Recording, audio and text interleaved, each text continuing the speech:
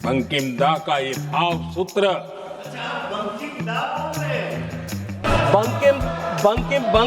बंकिम चटर्जी ने चट्टोपाध्याय जी ने लिखा था। बंकिम बाबू बोले। अच्छा, थैंक यू। बंकिम दास चटर्जी ने लिखा, चटर्जी जी ने लिखा था। नमस्कार, आदाब, सत श्री अकाल, जय भीम, जोहार। मेरा नाम है नवीन कुमार।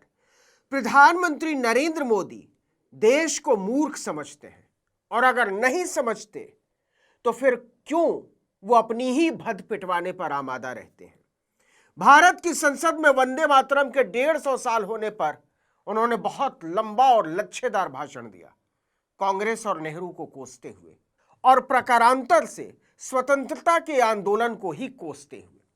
60 मिनट के भाषण में उन्होंने 13 बार कांग्रेस, 7 बार नेहरू और 3 बार जिन्ना का जिक्र किया। एक बार भी संघ का नाम नहीं लिया कि उसे स्वतंत्रता आंदोलन में वंदे मातरम गाने में क्यों शर्म आती थी।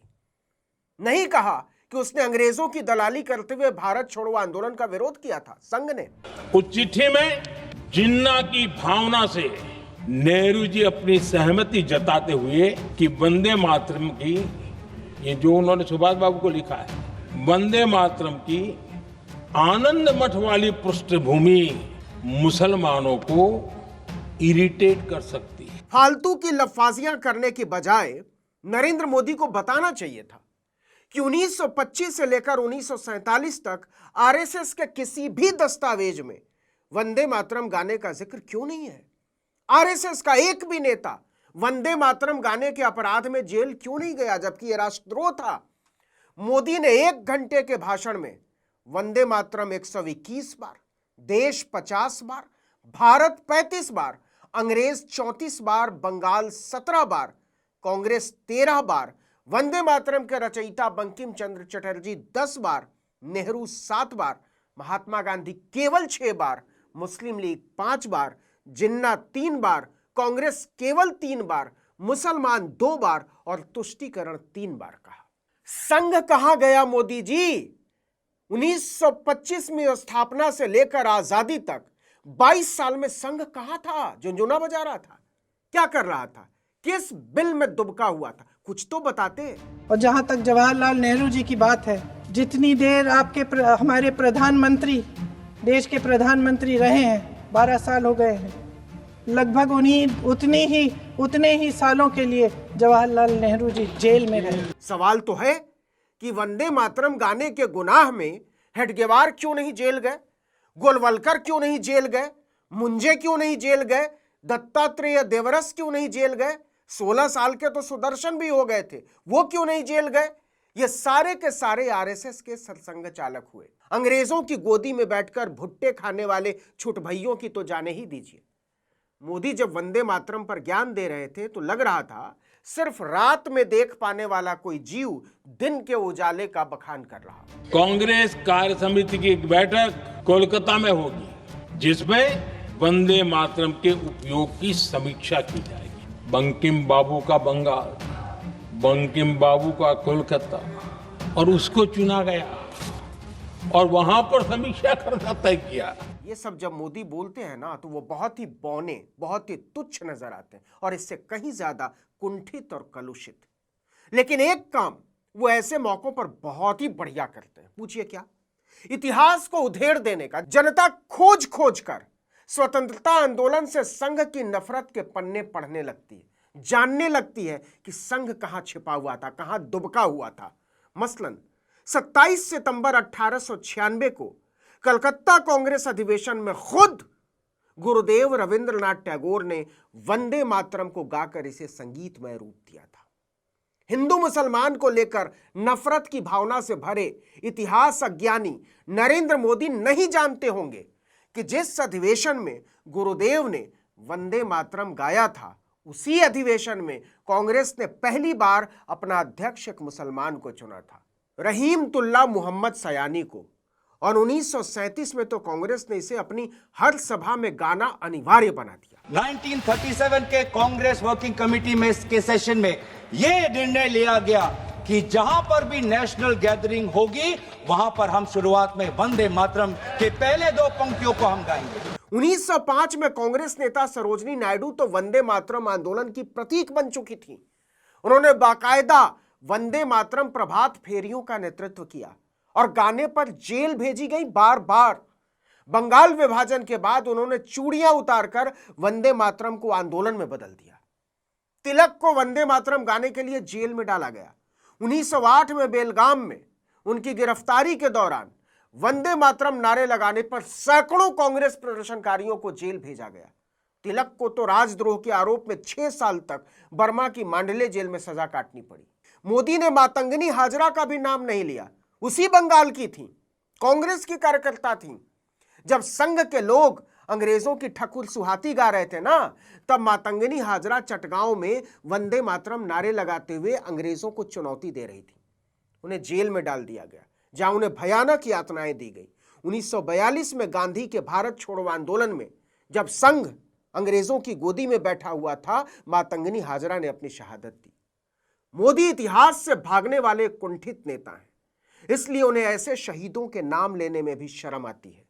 उनका बूता चले तो इतिहास में लिखवा दें, वंदे मातरम को राष्ट्रगीत उन्होंने बनवाया था। इस सिद्धांत को मुस्लिम लीग ने बहुत बड़ी इसकी आलोचना की, बहुत बड़ी आलोचना की, और आलोचना हिंदू महासभा ने भी की। ये कभी कभी हिंदू महासभा और मुस्लिम लीग के जो राजनीतिक उद्देश्य है वो एक हो जाते हैं। हिंदू महासभा और मुस्लिम लीगों ने दोनों वंदे मातरम को एक विशेष राजनीतिक रूप से देखा। इतिहास को बदल दिए जाने की तमाम जाहिलाना सनक के बावजूद इतिहास की किताबें कहती हैं कि वंदे मातरम को 1905 के वाराणसी अधिवेशन में ही कांग्रेस ने औपचारिक प्रस्ताव पास करके आधिकारिक रूप से पार्टी का राष्ट्रगीत घोषित किया। नरेंद्र मोदी को बताना चाहिए कि उनका राष्ट्रीय स्वयंसेवक संघ वंदे मातरम को राष्ट्रगीत के तौर पर स्वीकार करना और गाना तो छोड़िए, इससे मुंह चुराकर भागता रहा। संघ के किसी भी दस्तावेज में वंदे मातरम गाने का कोई उल्लेख नहीं मिलता है। इतिहास की किताबें कहती हैं कि संविधान सभा की पहली बैठक ही वंदे मातरम गाकर हुई थी और तब तक आरएसएस के अब्बा हुजूर भारत की आजादी पर ही कालिख पोतने में व्यस्त थे।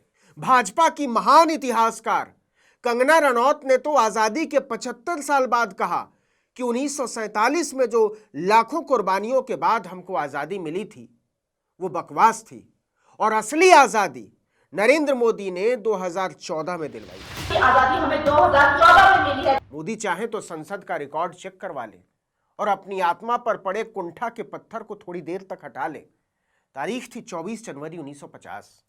संसद भवन में संविधान सभा की अंतिम बैठक। भारत के संविधान को अंतिम रूप से अपनाने की प्रक्रिया चल रही थी। तभी संविधान सभा के स्थायी अध्यक्ष डॉक्टर राजेंद्र प्रसाद खड़े होते हैं और कहते हैं कि वंदे मातरम, जिसने स्वतंत्रता के संघर्ष में एक ऐतिहासिक भूमिका निभाई, वो हमारा राष्ट्रीय गीत होगा और उसे राष्ट्रगान जन गण मन के बराबर का दर्जा और सम्मान हासिल होगा। इसके बाद संविधान सभा के सभी सदस्य खड़े होते हैं और सामूहिक तौर पर वंदे मातरम गाते हैं। आप राष्ट्र की बात करते हो ना, नेशनल एंथम को आपने तवज्जो दी, न भारत के तिरंगा को आपने तवज्जो दिया। आप क्या राष्ट्र की बात करते हो? नरेंद्र मोदी को इस बात पर शर्मिंदा होना चाहिए कि आरएसएस ने आजादी के आंदोलन के समय भी और संविधान सभा में राष्ट्रीय गीत के तौर पर स्वीकार किए जाने के बाद भी वंदे मातरम भारतीय संविधान और भारत के राष्ट्रध्वज से एक निर्लज्ज दूरी बनाए रखी। संविधान और राष्ट्रध्वज से तो शर्मनाक तरीके से। संघ के कायर भगोड़े 1925 में स्थापना के बाद से ही वंदे मातरम से भागते रहे, क्योंकि इस गीत पर ब्रिटिश हुकूमत ने प्रतिबंध लगा दिया था। 1907 में ब्रिटानिया सरकार ने वंदे मातरम नारा लगाना या गाना गैर कानूनी घोषित कर दिया था और नवंबर 1907 में तो कलकत्ता हाईकोर्ट ने वंदे मातरम गाने को राजद्रोही बना दिया था। इसीलिए 1925 में जब संघ की स्थापना हुई तो एक बात तय कर लिया था कि वंदे मातरम गलती से भी संघियों को अपनी जुबान पर नहीं लाना है, जबकि कांग्रेस के हजारों नेता और कार्यकर्ता वंदे मातरम गाने के जुर्म में हंसते हंसते जेल और देशद्रोह की सजा काट चुके थे और काट रहे थे। सच तो यह है कि सरफरोश लोग वंदे मातरम दिल से बोलते थे उन आजादी के दीवानों के खिलाफ कुछ लोग अंग्रेजों के लिए जासूसी और मुखबिरी का भी काम करते थे। दरअसल ये राष्ट्रवादी नहीं बल्कि राष्ट्रविवादी लोग हैं। कहने में यह बात बुरी लगती है, लेकिन मेरी तरह के लोग नहीं बोलेंगे तो यह सच बदल नहीं जाएगा कि नरेंद्र मोदी पहले ऐसे प्रधानमंत्री हैं जो देश के स्वतंत्रता आंदोलन के इतिहास को लेकर शर्मिंदा महसूस करते हैं और इस संघर्ष से पीठ दिखाकर भागने वालों को नायक मानते हैं। इस वीडियो में इतना ही, लेकिन अगर आपने आर्टिकल 19 इंडिया को अब तक सब्सक्राइब नहीं किया है तो फौरन कर लीजिए, बेल आइकॉन दबाइए, घंटी जैसी आकृति, लाइक कीजिए और कमेंट करके बताइए हमारा वीडियो आपको कैसा लगा। हमारा ट्विटर हैंडल है article19_India और मेरा ट्विटर हैंडल है नवीन जर्नलिस्ट। नमस्कार।